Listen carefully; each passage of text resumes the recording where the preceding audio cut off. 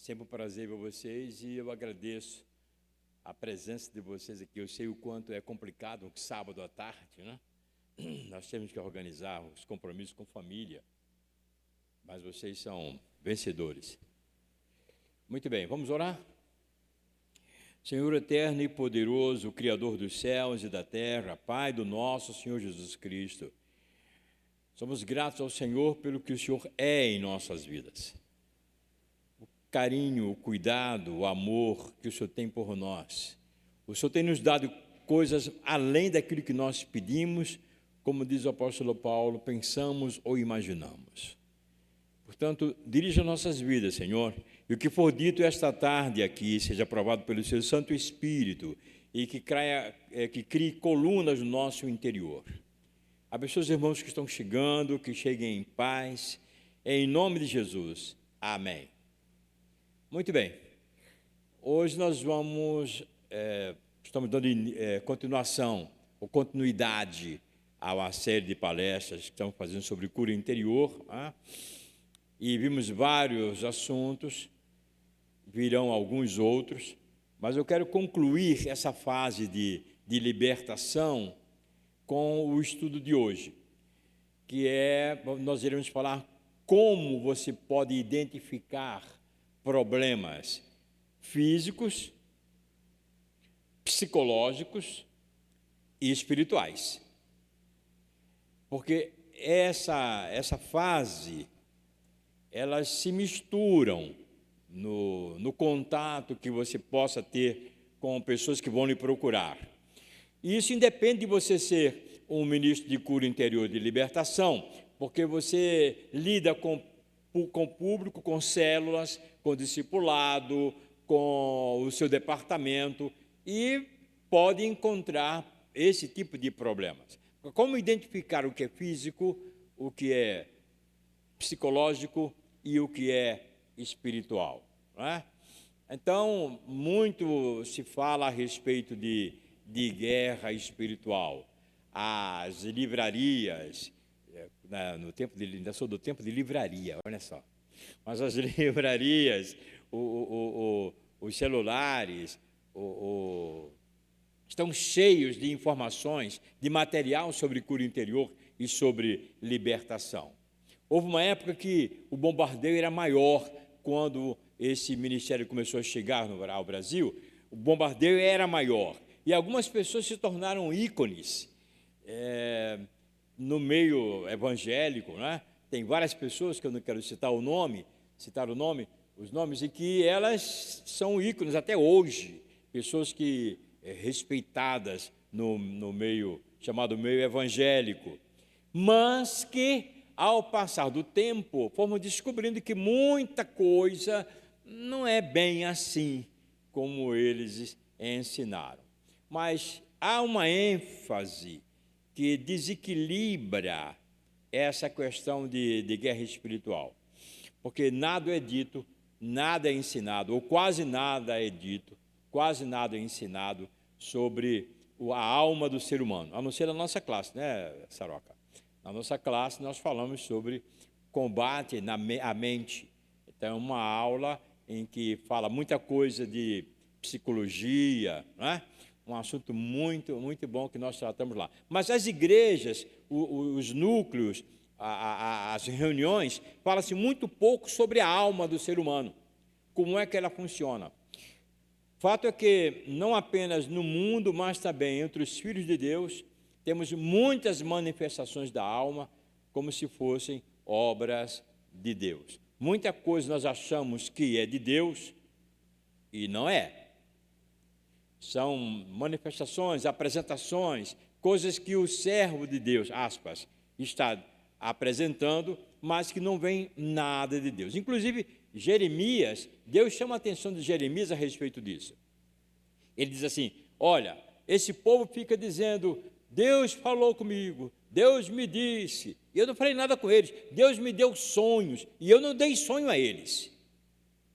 Porque eles pegam a madeira e eles fazem ídolos, aí começa a falar a respeito disso. Então, não identificarmos a diferença entre essas fases, físico, psicológico e espiritual, é um perigo, porque são coisas que, na sua maioria, são coisas sutis, que levam perigo, e, em especial, atenção ao relacionamento entre a alma do homem e Satanás. Satanás é um ser espiritual, os demônios são seres espirituais. Nós somos seres terrenos, com espírito. Então, nós já estamos, na desvantagem em termos de estrutura. Não é? Eles estão sempre à frente, porque eles atuam numa área que nós mesmos não conhecemos a nossa própria área. E uma das grandes estratégias de Satanás é levar o ser humano a liberar o poder da alma. Uma das grandes armas dele é motivar isso, porque aí vocês veem que muitas reações de pessoas chamadas servos de Deus, e são, não é? Alguns são, desenvolvem coisas como sobrenaturais. E nós temos muita coisa no meio evangélico e neopentecostal, chamadas de sobrenaturais, que elas não têm nada de sobrenatural. Vou dar um exemplo. Agora é pensamento pessoal, tá? Minha cabeça branca, na minha teologia, estou aberto para qualquer tipo de contestação, não tem problema nenhum. Mas eu vejo, e já falei para o pessoal da minha classe, eu vejo que aquele lance de que Pedro anda sobre as águas para encontrar Jesus, não teve nada de sobrenatural ali. Ele usou a sua própria capacidade, a tal ponto que, quando ele percebeu que estava fazendo uma coisa fora do normal, quando ele se desconcentrou, quando ele mudou o foco, mudou a visão, ele afundou. E a resposta de Jesus foi o quê? Homem de pouca fé. Então, nós temos capacidades latentes na nossa alma, ou seja, adormecidas no nosso interior, que nós nos surpreendemos com elas, tanto com a capacidade de fazermos, como aquilo que nós não fizemos. Acontece muito que você fala assim, caramba, como é que eu consegui fazer isso, hein? Como é que eu consegui? Ou então o contrário, puxa, alguma coisa me dizia para eu fazer e eu não fiz. Por que eu não fiz? Então, são poderes na alma. E Satanás sabe como utilizar isso. Utilizar uma coisa que nós, seres humanos, não temos capacidade ainda ou conhecimento para desenvolver isso. Jesus Cristo chama muita atenção sobre a fé, a capacidade de fé, como nós exercermos a nossa fé, empregarmos a fé. Ele fala muito nisso. Muito bem, uma das grandes estratégias de Satanás é levar o ser humano a liberar o poder da alma. Dessa maneira, ele procura iludir o cristão a preparar o mundo para receber o anticristo. Estamos vivendo dias já há algum tempo em que a inteligência artificial está dominando o nosso meio de comunicação, não é? De contato. Isso não é novidade para ninguém. É bom, eu acho isso muito bom, mas também tem o outro lado da história. Mas hoje você conversa coisas profissionais com robô, e ele direciona você no que você vai falar. Você vai, por exemplo, vai falar com uma empresa que prestadora de serviços. De 1 a 10, 9 dessas empresas, você fala primeiro com o robô. Ele te direciona, pergunta como é que quer saber o assunto. Ele te direciona, não é assim? Então, Satanás está preparando o povo, iludindo o povo com essas questões, aspas, sobrenaturais, quando elas são totalmente naturais, sobrenaturais para nós. Então, o espírito humano e a alma são 2 órgãos totalmente diferentes. Um pertence a Deus e o outro ao homem. O perigo para o crente é confundir o espírito com a alma e a alma com o espírito. Quando isso acontece, ele é consequentemente enganado, aceitando as falsificações dos espíritos malignos, alterando a obra de Deus. Vamos ver ao longo da tarde vários exemplos a respeito disso.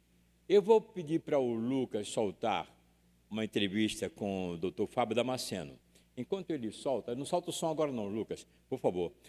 Dr. Fábio Damasceno, ele virá aqui à igreja dias 16 e 17 de setembro, um sábado à tarde. A primeira reunião vai ser direcionada para o staff da igreja, mas vocês estão convidados. No sábado à tarde vai ter um assunto para a direção da igreja. Repito, vocês estão convidados, podem participar, não é proibido a entrada.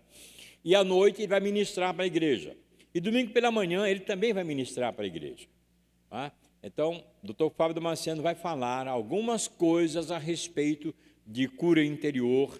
Eu já quero trazer a imagem dele para vocês, para irem se habituando com isso. Eu acho que ele não está mais assim de cavanhaque. Eu acho que não. Mas eu conheci o pastor Fábio Damasceno quando fizemos um curso de cura interior, um curso de 6 meses, na comunidade da Zona Sul. Isso em que ano, hein? Que ano foi isso? O ano que eu fiz esse curso? Foi em 96. 96, não foi? Muito bem. Tá bom, não? Em 96 que eu fiz esse curso com ele. Ele é um servo de Deus, é pastor, um homem muito inteligente, que o Lucas vai soltar agora e vai falar um pouco sobre cura interior. Sul, compartilhando algumas coisas do Senhor.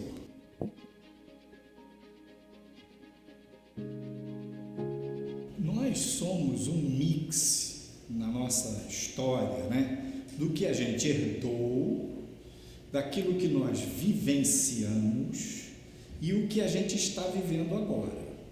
Então, o que você é tem a ver com o que você viveu no passado.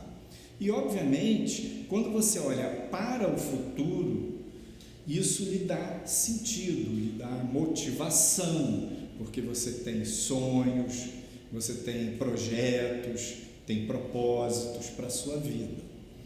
Então, a ansiedade é um dos problemas do ser humano e ela pode ter a ver com o passado, com o presente e com o futuro, né? A gente se preocupa com o amanhã, futuro, a gente se preocupa com a velhice, futuro, mas a nossa maneira de lidar com o presente tem tudo a ver com o passado, por causa da sua história, dos traumas, das experiências difíceis, das experiências negativas. Você aprendeu a sobreviver, você aprendeu a lidar com a vida, a se defender de uma certa maneira. E nisso a ansiedade entrou. Então, às vezes você fica, sem perceber, lidando no hoje, no aqui e agora, com aquela leitura do passado, mas uma leitura rígida. Então, como lidar com isso? Como olhar para amanhã e ter confiança, ter segurança, né? Então, isso você pode fazer buscando a ajuda de Deus e permitindo que Ele sonde o seu coração e Ele recicle dentro de você este passado. Um dos princípios mais profundos no ser humano de reciclagem emocional, psicológica, é o princípio do perdão. Então, quando você trabalha seus relacionamentos atuais e os relacionamentos do passado no princípio do perdão, você está limpando isso. E aí, essa leitura do presente, ela pode se desprender daquele passado, vamos dizer, viciado, daquele passado marcado pelos traumas. E você aí pode ter um olhar mais real. E aí pensar um futuro melhor. Pode acreditar que o seu futuro pode ser melhor.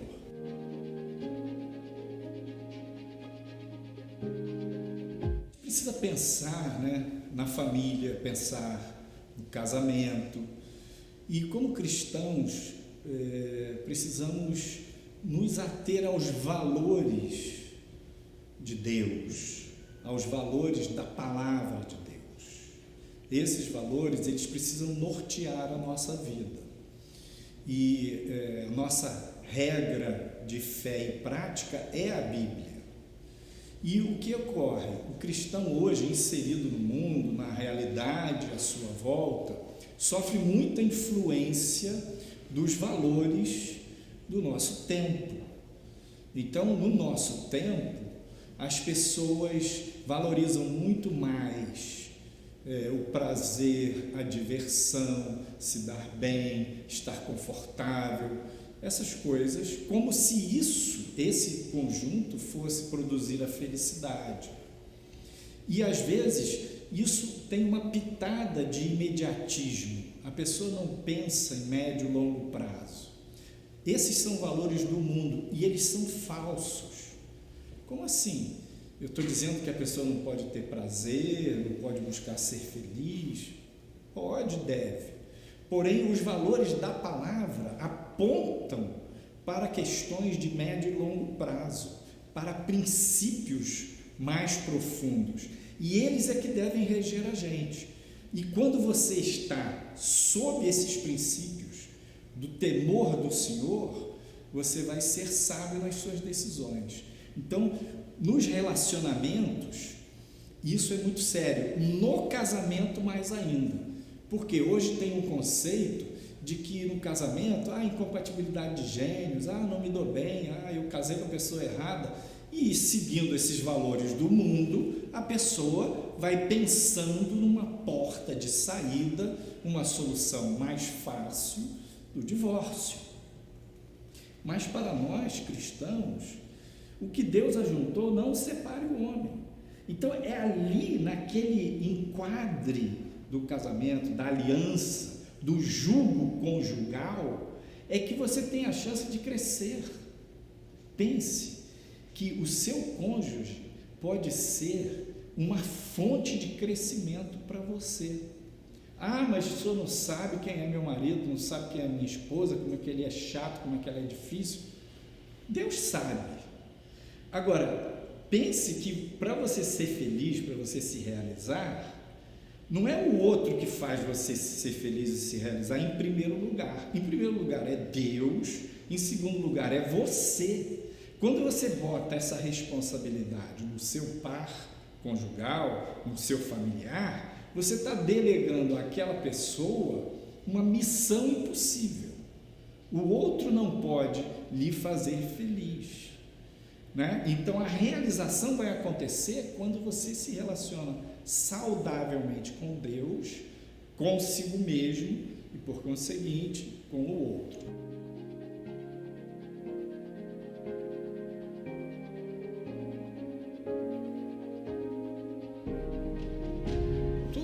Momento da vida, nas situações em que o nível de pressão circunstancial aumenta os desafios no relacionamento. Quando você está estressado, quando você está preocupado, correria do dia a dia, atualmente nesta situação de pandemia, que há uma pressão geral maior. Então, isso promove um convívio maior e aí os desconfortos, questões mal resolvidas, questões mal paradas, podem começar a fazer uma pressão para você ir para o conflito, rasgar o verbo, falar um monte de coisa. E aí isso tem risco de piorar a relação, sim. Como é que a gente lida com isso? A Bíblia, em Efésios 4, 17, se não me engano, diz assim: falando a verdade em amor. Então, esses dois princípios, verdade e amor, eles precisam estar juntos em tudo que você faz, sobretudo nos relacionamentos, principalmente os relacionamentos mais pessoais, família, com quem você convive. Porém, você precisa falar a verdade com essa base do amor.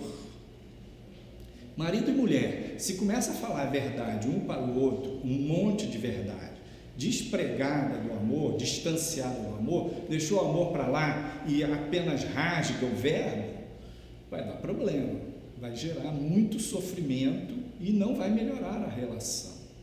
Então, o amor tem a ver com o perdão? Sim. O amor tem a ver com a aceitação, porque o perdão quando você aprofunda no relacionamento mais pessoal, você precisa perdoar muito, precisa pedir perdão muito. Então, quando você aprende a perdoar e pedir perdão, no fundo você vai aprender a aceitar o outro. Essa aceitação, no fundo, é amor. Você aceita a pessoa como ela é.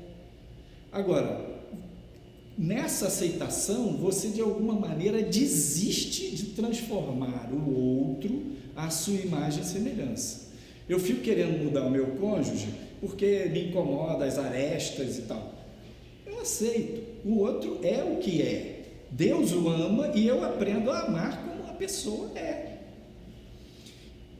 Então, esta base da aceitação, a base do amor, ela vai lhe dar uma legitimidade para você falar a verdade.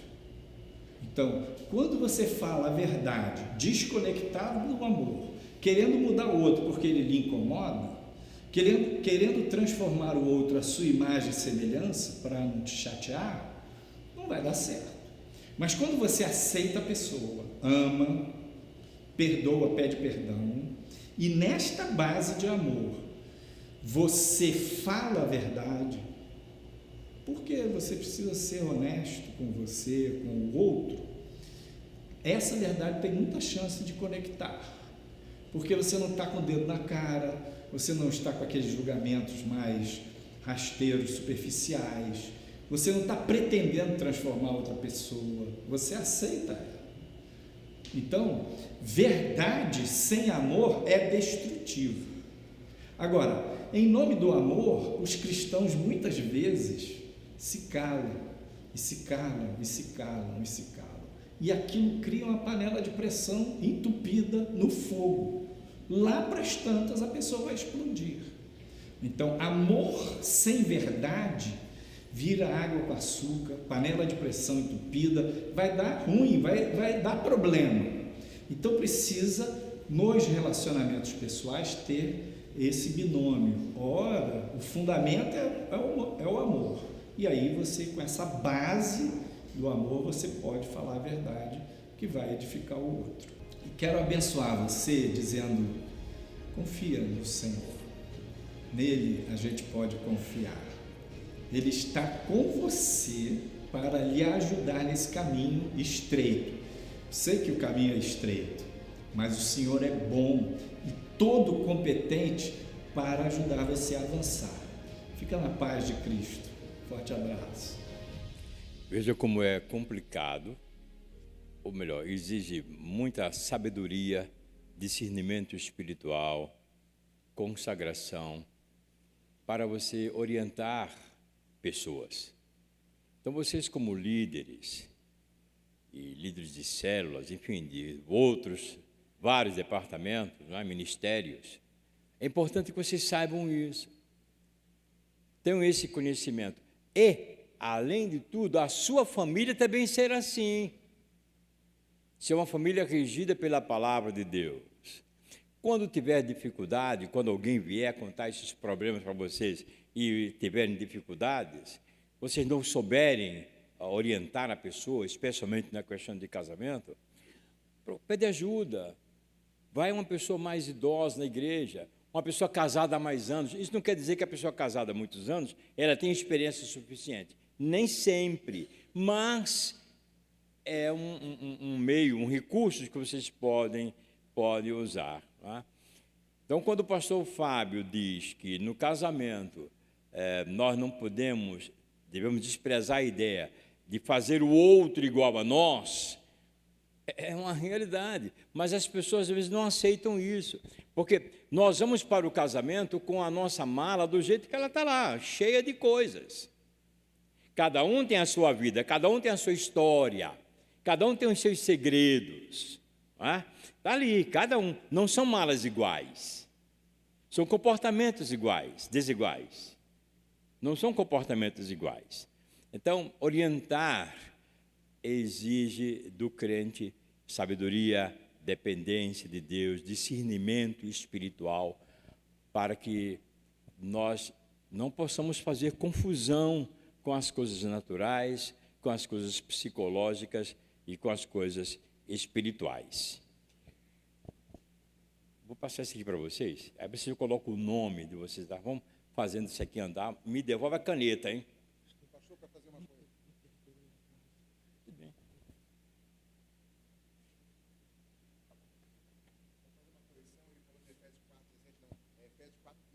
4:15, né? Muito bem.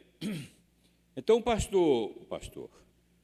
o Lloyd Jones, que é um grande psicólogo, ele escreveu o seguinte, ó: de fato, muitos cristãos estão na mais completa ignorância nessa área do físico, espiritual e psicológico, em que os limites fronteiriços do físico, psicológico e do espiritual se encontram. Muitos cristãos estão completamente na ignorância, não conhecem, não identificam isso, quando a coisa é física, quando é espiritual e quando é psicológica. Não são apenas incapazes de ajudar os outros. O fato é de que, muitas vezes, têm desfeito muito dano, muito pelo contrário, tem provocado dano. Né? Portanto, não há nada mais importante do que dar atenção a essa questão sutil, difícil e complexa, que é identificar o que é físico, psicológico ou espiritual. Vou contar para vocês uma experiência que eu tive em Brasília, e que isso pode acontecer com qualquer um de vocês, a qualquer momento. Nós morávamos em Brasília, fui transferido para lá, e, como os irmãos sabem, começamos a ministrar cura interior e libertação nessa igreja. E, para surpresa nossa, fomos chamados, era o quê? Quase meia-noite, tocou o telefone, era o pastor Hudson, eu falo o nome dele porque ele já partiu para a eternidade, pastor Hudson me chamando para atender um determinado irmão de uma igreja grande em Brasília, tá? Quando eu falo igreja grande, eu falo assim, 1.500, 1.800 membros ativos, participando. Que ele estava com um comportamento estranho, demoníaco. Tá bom, nem perguntei quem era o irmão, me deram o endereço, e nós somos Brasília, para quem não sabe, é uma cidade planejada, né? Então, lá tudo é organizado. Você quase não vê pessoas nas ruas, a não ser determinados centros. Para você evangelizar em Brasília, depende muito do teu relacionamento para você entrar naquele prédio, poder falar com as pessoas no apartamento. É muito sinistro Brasília. E aí, já estava um irmão no tal bloco nos aguardando, nós fomos lá, subimos. Quando chegamos na casa do irmão, que era um irmão influente na igreja, ele estava na cama, esbravejando, falando os mais terríveis palavrões, querendo subir na janela para pular, eu acho que era o 5º ou 8º andar, para pular. E quando eu cheguei, disse: o que é que está acontecendo? Disseram: olha, o irmão fulano está assim, escuta só. Quando entramos no quarto, ele estava deitado nessa atitude, e aí eu falei para ele: meu irmão, você sabe quem sou eu? E ele, com a voz dele, natural, disse: Onésimo, seu irmão Onésimo. E aí, irmã Conceição. Muito bem. E aí ele começou, assim que ele falou isso, ele continuou com os palavrões e os xingamentos. Já tinha um grupo de irmãos lá orando, tentando expulsar o demônio e tal. Bom, e aí eu falei: irmão, pedi aos irmãos que dessem licença para eu poder identificar o quadro, né? Porque tudo indicava que era possessão demoníaca mesmo. E aí os irmãos deixaram eu falar. E disse: meu irmão, me diga uma coisa, qual é o seu versículo predileto? Ele, pá, mandou. E o meu irmão, você come a carne de Cristo e bebe o sangue de Cristo? Eu como a carne de Jesus Cristo, bebo o sangue de Jesus Cristo. Falei: beleza. Aí saí do quarto, como assim, deixei ele lá esbravejando. Falei: toma cuidado para ele não se machucar.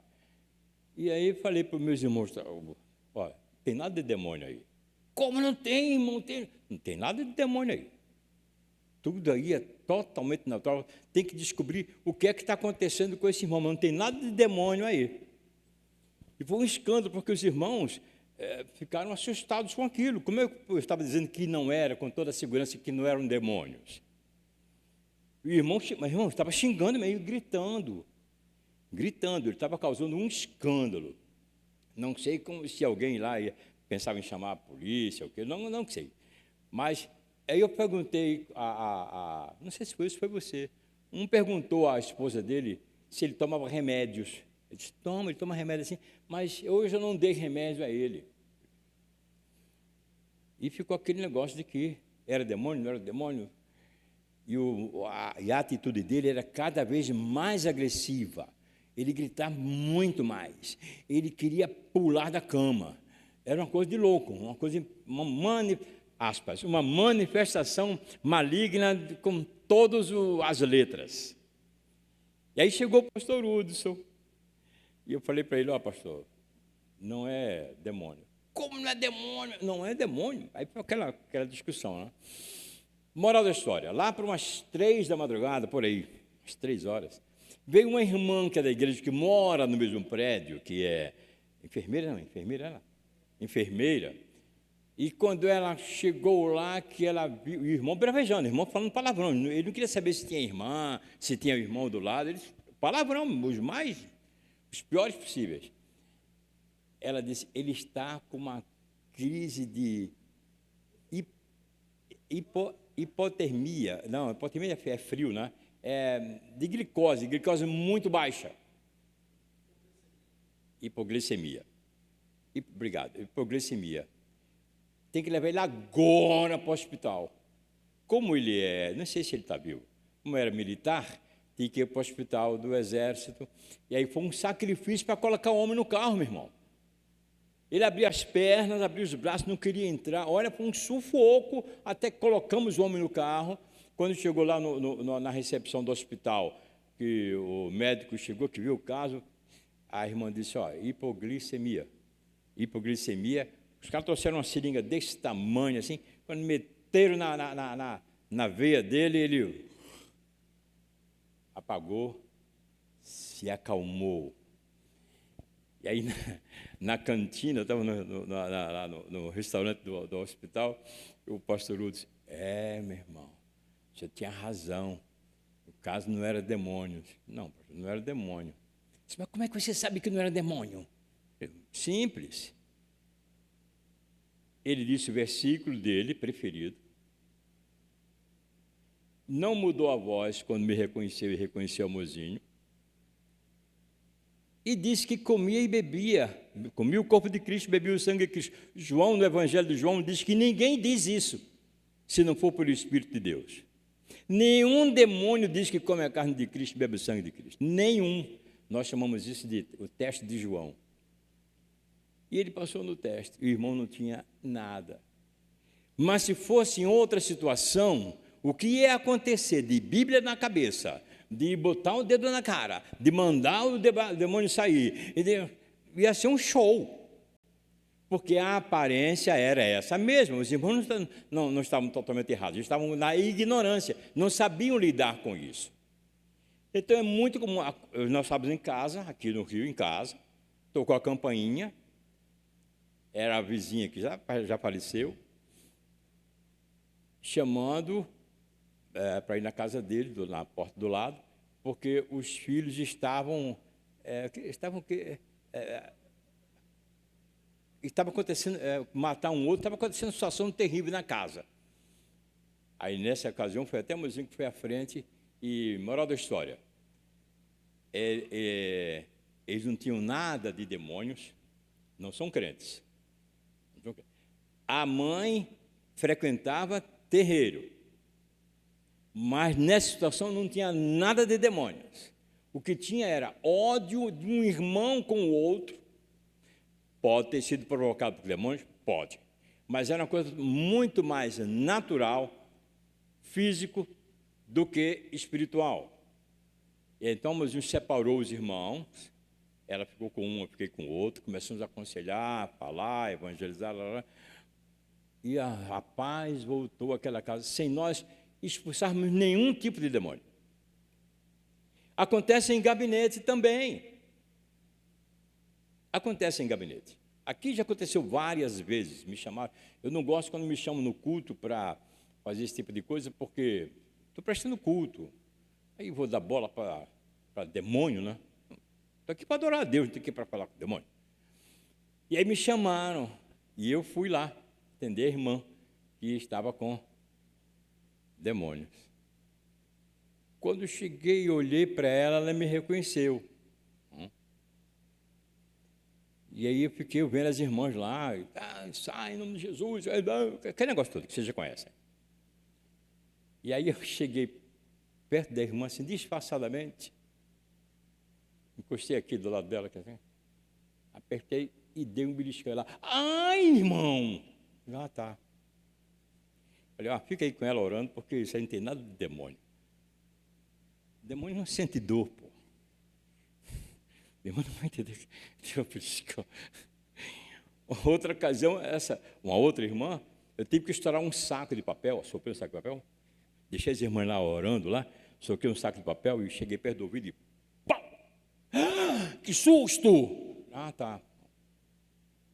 Então, é preciso que vocês identifiquem o que é físico, o que é espiritual e o que é psicológico, porque essas coisas, a tendência delas é se misturarem e nos enganarem. Há há muitas maneiras, vamos ver isso aqui durante o tempo, muitas maneiras de você identificar quando é físico, quando é psicológico, quando é espiritual. Mas uma coisa é importante, isso é importante. Todo servo do Senhor deve pedir ao Senhor que lhe dê o espírito de discernimento de espíritos, o dom de discernimento de espírito. Sem discernimento de espírito, você não consegue identificar, porque as coisas, elas se misturam. Então, infelizmente, às vezes, uma tentativa mal feita de libertação pode causar uma situação muito pior, como foi no caso desse irmão. Já pensou se a irmã não viesse e os irmãos não estavam me ouvindo, quando eu falei que não era caso de espiritual? O irmão podia morrer.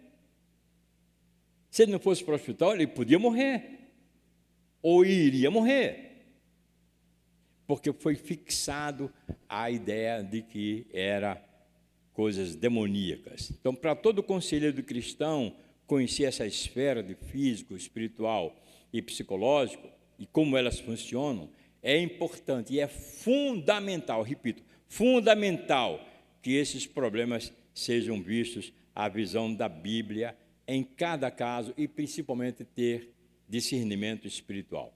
Muitas vezes nos deparamos com problemas e, apesar de muitas tentativas, parece que nós não conseguimos resolver nada.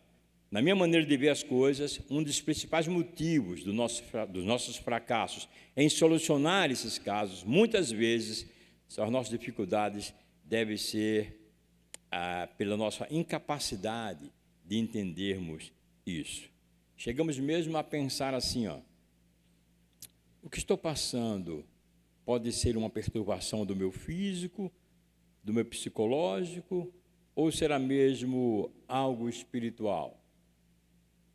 Geralmente, esse tipo de pergunta, nós não temos resposta.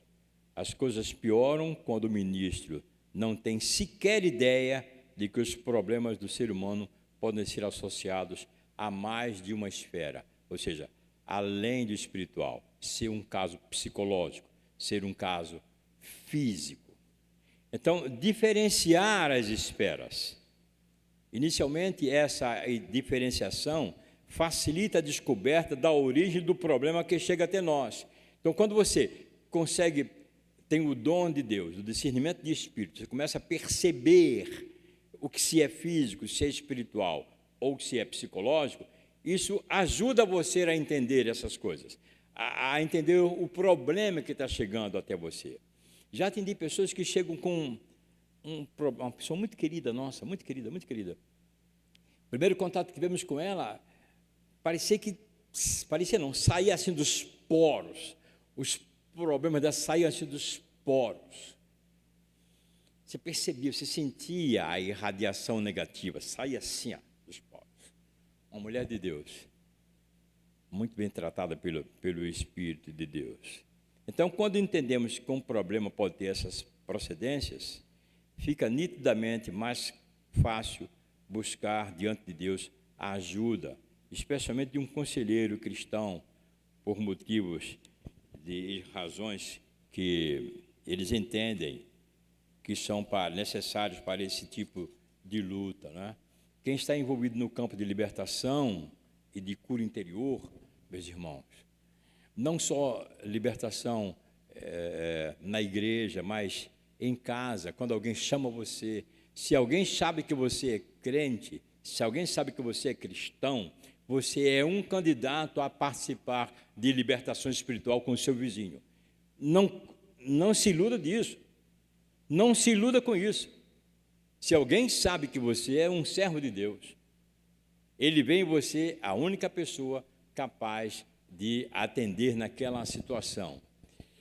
Então, será imprescindível um estudo mais aprofundado dessas esferas, do que é físico, do que é espiritual, do que é psicológico, para que você possa atuar positivamente e não negativamente na vida da pessoa que está lhe procurando.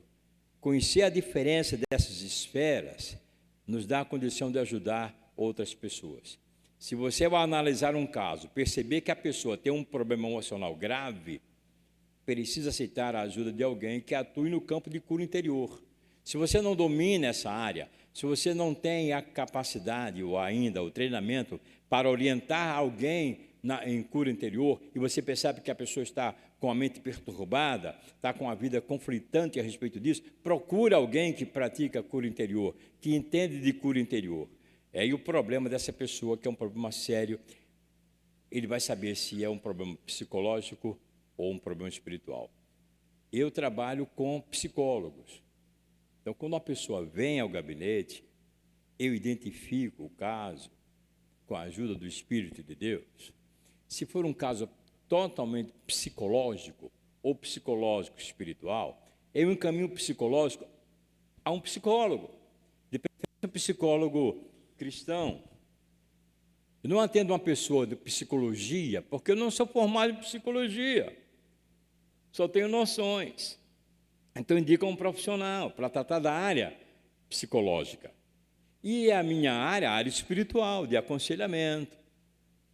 Aí sim, porque eu trabalho junto com os psicólogos, encaminho pessoas para eles. E lá em Brasília, o pastor da igreja, dessa igreja que nós fazíamos parte, engraçado, ele mandava pacientes dele para nós. Pacientes para nós atendermos. E havia uma troca, né, a respeito disso, com isso. Agora, tem alguns casos que são extremos. Em toda a área da nossa vida tem os extremismos. Tem as coisas que são aqui e outras que são ali. Quando as coisas, para poderem funcionar, elas têm que ter um equilíbrio. Não pode pender para lá, nem pender para cá. Mas tem os extremos. Os extremismos, eles têm causado muitos transtornos em muitas igrejas. Meus irmãos, quando começou esse movimento começou a vir para o Brasil, nos anos 90, essa questão de cura interior e libertação, teve muitos extremismos, muita coisa. Já contei para vocês, teve casos dos irmãos que trabalhavam com libertação, deixar a pessoa em estado fetal, no hospital. Ele não sabia trazer a pessoa, levou a pessoa para o útero materno, mas não conseguiu trazer. Porque quem faz isso é um parapsicólogo. E a pessoa ficou no hospital, em posição fetal. E tudo isso e outras coisas foram acontecendo durante essa fase, que foi denegrindo o trabalho de cura interior. Tinha pessoas famosas ou muito conhecidas que ensinavam você a pedir, a você perdoar Deus. Já viu isso? Perdoar Deus. Eu encontro isso em algumas literaturas. É só vasculhar, eu sei quem falava esse tipo de coisa. E outras coisas, muito esoterismo no meio dessas coisas. Muitas. E ganharam muito dinheiro, e ganham muito dinheiro com esse tipo de trabalho. Então, os extremismos têm causado muitos estragos nas igrejas. As ideias extremistas têm sido usadas como uma ferramenta poderosa, causando males cujas raízes podem levar à divisão doutrinária, não só daquela igreja, daquela comunidade, mas criar conceitos que distorcem o verdadeiro evangelho. Pessoas em que foram ensinadas a determinar, a mandar que Deus faça, como que se Deus dependesse deles, ou que as orações deles, ou que aquilo que eles ministram, é a coisa mais correta. Participei de muitos congressos, eu vi muitas coisas que tem nada a ver, não tem nada a ver. Eu fui à Colômbia, no início desse movimento de libertação, fui à Colômbia para ver como é que a coisa funcionava, lá na Colômbia. E fui eu e o meu antigo pastor, nos encontramos com um missionário brasileiro que mora lá, que é de lá, inclusive. E quando chegamos fomos para um encontro com Cristo. Lembra desse encontro com Cristo, encontro com Deus? Não tinha esse negócio de encontro com Deus, não tinha isso? Inclusive, você não podia falar nada. Você que participou não podia contar para ninguém o que rolou lá. Lembra disso? Aí nós fomos no Estádio Nacional, lá em Bogotá, é uma espécie de Maracanã. Né? Nós víamos, tinha 2 cultos pela manhã, um de 7 às 9 no estádio. E entre esse culto, durante esse culto de 7 às 9, formava fila ao redor do estádio para a próxima entrada, que era de 9 às 11. Era uma coisa de louco. Quando eu cheguei nessa igreja base, para assistir um culto, prestar um culto de jovens, eu não pude entrar na rua. Imagina essa rua aqui fechada, as 2 pontas, ninguém não podia transitar nada, de gente na rua, impedindo os carros de passarem. E aí nós fomos chamados de um desses encontros com Deus. No ônibus tinha 50 pessoas. Quando chegamos lá, na hora do culto, tinha assim no canto tinha uma plataforma mais alta e várias cadeiras brancas.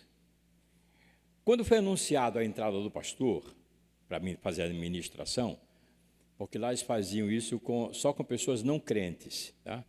Os crentes só eram as pessoas que iam trabalhar no apoio.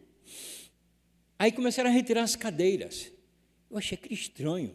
Tiraram as cadeiras, todas as cadeiras, empilharam assim no canto, e começaram a forrar folha de jornais, mandaram as pessoas ficarem em pé, e atrás de cada pessoa botaram um jornal, uma folha de jornal, todo mundo em pé. E ficaram uns, vou chamar de obreiros, aí chama outro nome, mas como fosse obreiros, assim em pontos estratégicos. E aí o pastor apareceu lá, na frente, e aí começou a chamar o nome de uns determinados demônios, que para mim isso é invocação, mas também chamou uns demônios lá que não tinha nada a ver com a história do Brasil.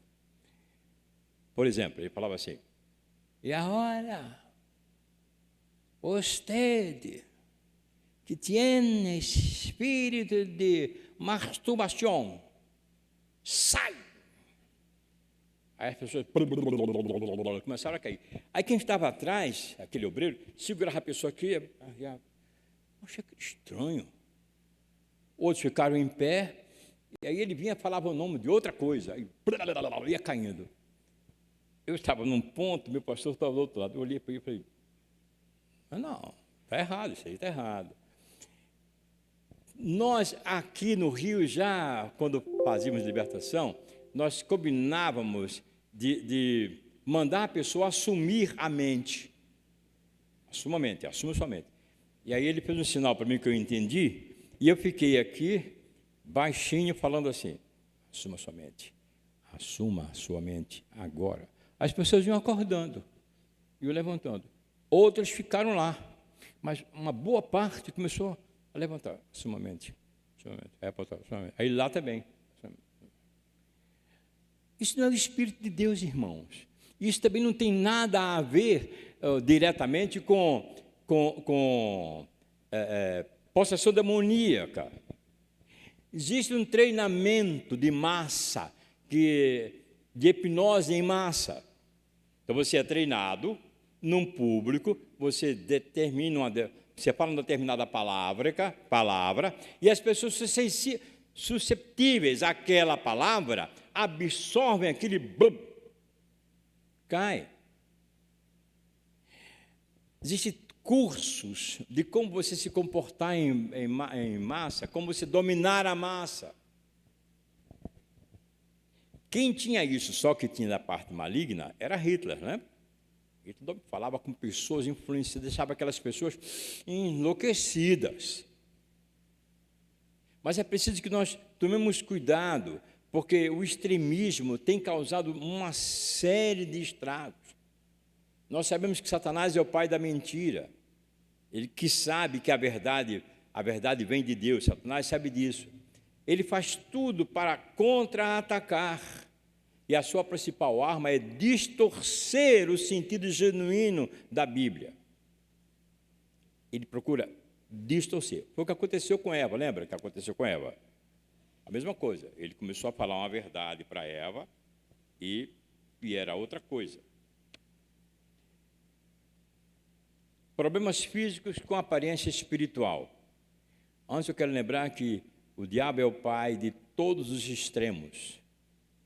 Todos os extremos.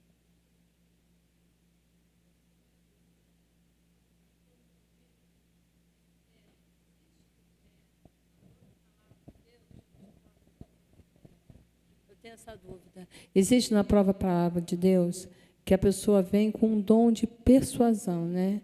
Consegue persuadir a pessoa a tal ponto de acreditar naquilo que ele está falando, né? Então, eu fico pensando assim, como que a pessoa tem esse poder de adentrar na mente do outro e fazer o outro cair? Porque eu já vi isso e eu fiquei impactada. E eu sabia que aquilo não era do Senhor. Eu sabia que não era. E tudo com aparência de espiritual, né? Então, como eu falei, há um treinamento para isso. As pessoas são treinadas para isso, para dominar a massa. É um curso em que você tem o controle das pessoas. Aconteceu uma coisa na minha infância, que depois é que eu vim ligar uma coisa à outra. A minha escola, ela estava em obras e fomos transferidos para uma outra escola, uma escola de padres, isso lá em Recife. E sabe como é que é a garotada? Quando a professora não estava na sala, como diz o carioca, é nós, né? É nós. E aí vinha o padre chamado Frei Félix, lembro dele, Frei Félix. Ele vinha, chegava na sala e falava, atenção, quer que todo mundo ponha a mão assim entre o dedo, todo mundo, agora não tira, vocês não tiram o dedo, tenta tirar, não tirava os dedos. Hipnose em massa, tem curso para isso, pessoas são treinadas para isso, desde a eloquência, que é uma coisa natural, né, até a hipnose em massa. Você leva as pessoas a fazer isso. E ela induz que aquilo é de Deus. Deus não age assim, Deus age de outra maneira.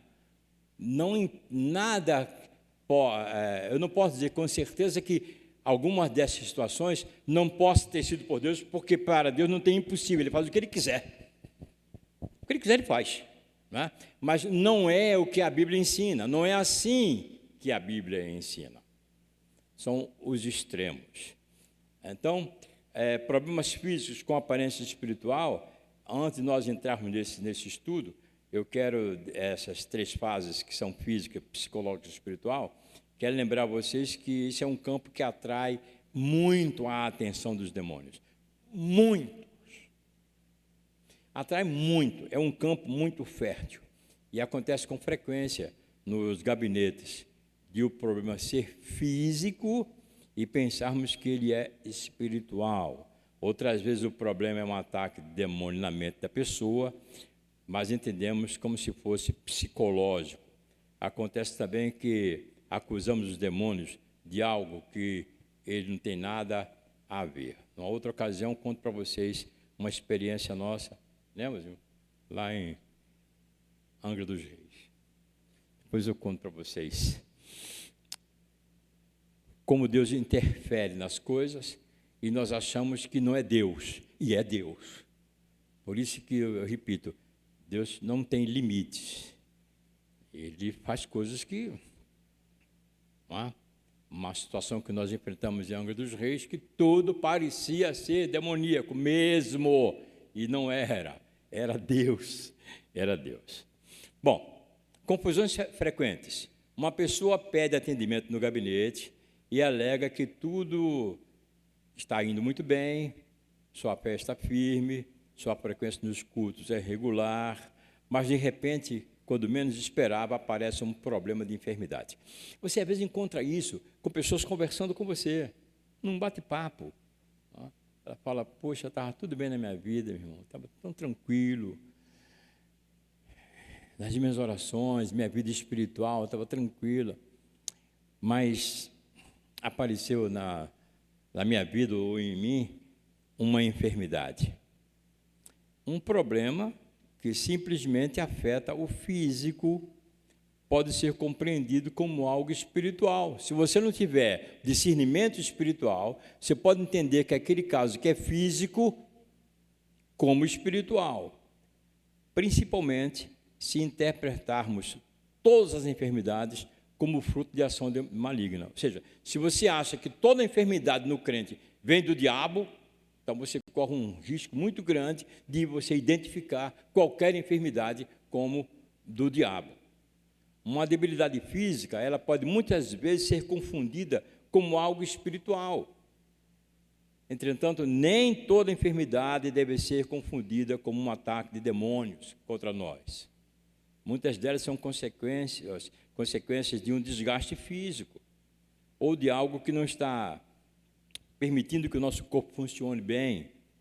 Pode ser uma má alimentação, uma disfunção hormonal, uma deficiência de vitaminas, estresse ou outra situação clínica. E não tem nada de espiritual, ela é física, como o caso que eu contei lá de Brasília. Outras situações não. Outras situações vão no físico, mas elas são espirituais. O cristão pode mesmo enfrentar uma enfermidade? Claro que sim. Claro que o cristão pode ficar doente. Houve um tempo em que houve uma tendência teológica em que dizia que o crente que estava doente era um crente que estava em pecado. Eu ouvi muito isso. Ai, irmão, você está... Como a mulher de Ló, né? De Jó. O irmão está assim? Nunca passa. Você nunca passa. Aí isso é demônio. Isso na vida da pessoa isso é demônio. Eu vi muito, mas eu vi muito disso.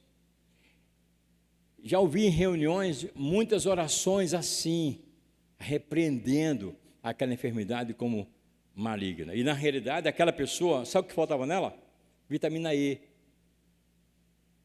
Vitamina E. Anemia. Anemia é uma coisa que confunde muito. O ministro de cura interior, ou um crente que possa ter o contato de atender uma pessoa. A medicina define a anemia como uma doença que afeta o número ou a qualidade de glóbulos vermelhos no sangue. Isso é anemia. Né? E a função dos glóbulos vermelhos é transportar oxigênio dos pulmões para todos os tecidos do corpo.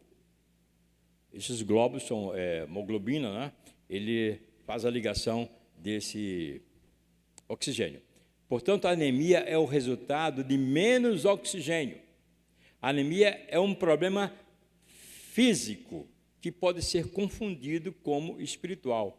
Porque uma pessoa anêmica, ela apresenta sangramentos, dificuldades de de absorver determinadas vitaminas, dificuldades para respirar, fraqueza, cansaço, dificuldade de concentração, perde a energia e existem outros sintomas.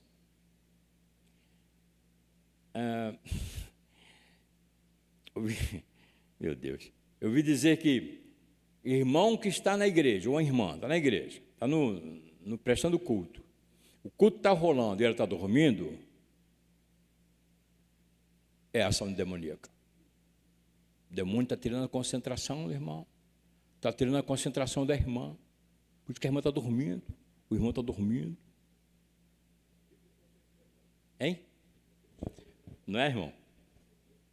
Aí não analisa, não sabe a situação da pessoa. Um crente, um cristão que está anêmico, a caminhada espiritual dele, ela pode ser afetada, porque ele deixa de exercer as funções do dia a dia, como ir ao trabalho, limpar a casa, lavar o carro.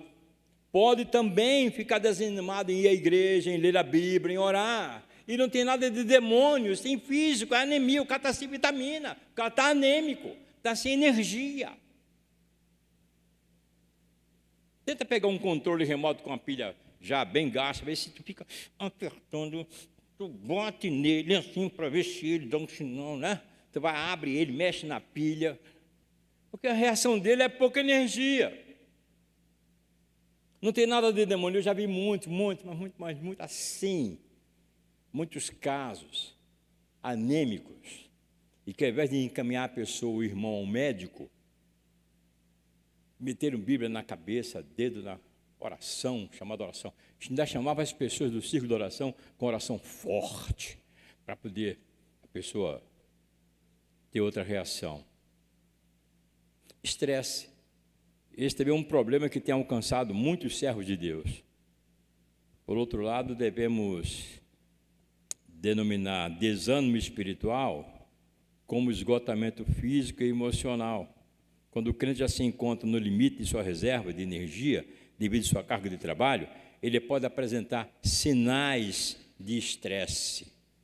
Sinais de estresse. Os mais diversos sinais de estresse. Então, é uma coisa que leva o ministro, o líder, a identificar falsamente como coisa espiritual. As doenças, meus irmãos, eles invadem o mundo. A doença, as pessoas podem adoecer e isso não tem nenhuma ligação com o pecado, nenhuma ligação com demônios, nem com o juízo de Deus. Deus está castigando você. Não tem nada a ver. A medicina, ela está incumbida de tratar disso. Tem um caso, até falei para a Sara, a minha neta ela fez uma cirurgia no crânio, né? E nós oramos, os irmãos também oraram, para que a cirurgia da Maria fosse um sucesso, que Deus desse habilidade aos médicos para tratar do caso. E aí, quando ela foi fazer a revisão, os dois médicos, o meu filho falou que os dois médicos, conversando entre si, falaram: rapaz, como ficou perfeito, né? Ficou perfeito. Eles nem imaginam que as orações dos irmãos fizeram com que os anjos potencializasse a habilidade naquilo que eles estudaram, naquilo que Deus chamou eles para tratar de seres humanos. Não é?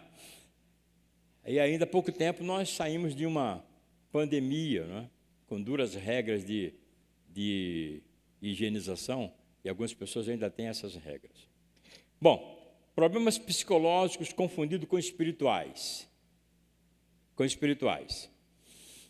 Então, eu quero destacar rapidamente, ao mesmo tempo que faço uma rápida análise, o que o Atmani escreveu em seu livro O Poder Latente da Alma, volumes 1 e 2. Eu sugiro vocês a lerem. Eu não sei se vai encontrar com facilidade. O Poder Latente da Alma. É uma série intitulada Alimentos Sólidos. O que é espírito? É aquilo que nos faz conscientes a Deus e nos relaciona com Ele. Isso é espírito. O espírito ele se comunica tanto com a luz quanto com as trevas. E espírito fala com espírito. Ok? E alma? A alma é aquilo que nos relaciona com nós mesmos, conosco, né, nós, e nos dá a autoconsciência, isso é alma. E o corpo é aquilo que nos leva a termos relacionamentos com o mundo. Hebreus 4,12 diz que a palavra de Deus é como uma espada de 2 gumes, que vai à divisão das juntas e das medulas, e da alma e do espírito. Então, a alma e o espírito estão colados, estão juntos. Mas o que separa o que é alma, homem, ser humano, e o que é espírito, mensagem de Deus, é a palavra de Deus. Ela é que separa isso, diz o que é o que, e é capaz de entender a intenção, não é nem o pensamento, é a intenção do pensamento do ser humano. É a palavra de Deus. A alma é também identificada por muitos cristãos, dividida como intelecto, como vontade, como emoções. Então, torna-se evidente que a alma pode adoecer. A alma pode adoecer. Inclusive, uma doença que a Mozinho gosta muito de chamar. Meu nome, Mozinho? Isso, olha agora. Psicossomática. É uma doença do psique no soma, ou seja, uma doença da mente na alma. E, aliás, que vai para o corpo. Se você estiver com muita tristeza, nenhum médico vai te receitar um remédio para a tristeza. Vai? Não vai. Para a saudade? Não vai. E para a amargura? Você está amargurado e vai na farmácia e compra esse remédio aqui que ele é bom para a amargura. Mas o corpo sente. Aparecem marcas no corpo. Que é uma coisa que é muito comum de emoção, torcicolo. Torcicolo é muito comum como um problema emocional. Você não consegue virar, você vira, hein? O quê? Você vira assim, para falar com as pessoas. Dor de cabeça é outra coisa que é muito comum, só que aí é espiritual. Muita dor de cabeça. Se você está com dor de cabeça, você percebe que não comeu nada estranho, teu corpo está bem, você foi deitar bem, ou você estava bem, nada alterado, e começa a dor de cabeça, repreende. E se não sair, você fala comigo, pastor, não saiu. Repreenda. Se você fizer uma análise e ver que o seu corpo não tem nada de anormal, porque tem pessoas que sofrem de enxaqueca, tem pessoas que têm problemas de fígado, e assim por diante. Não estou falando disso.